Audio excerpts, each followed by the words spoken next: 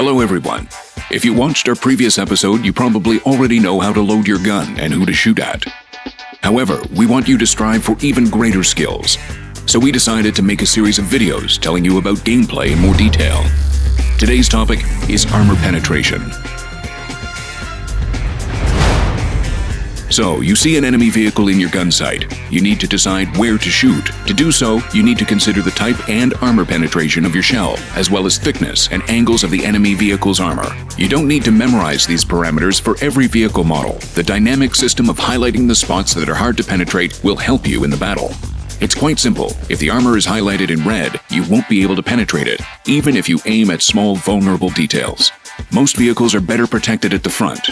The turret is usually armored better than the hull, so you need to get to the enemy vehicle's side or rear.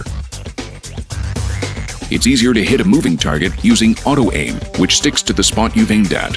If you prefer to adjust your aim manually, you can just turn off auto-aim in the settings menu.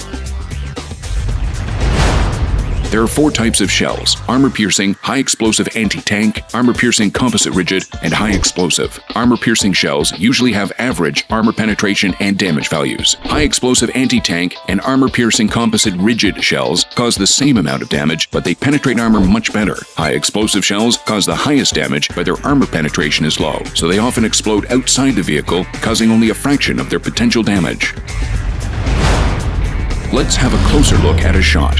When a shell hits an enemy vehicle, calculations begin. If the armor penetration value is higher than the thickness of armor a shell needs to go through at a certain angle, then penetration occurs. A vehicle receives damage, and the shell flies inside the hull, where it can also damage vehicle modules.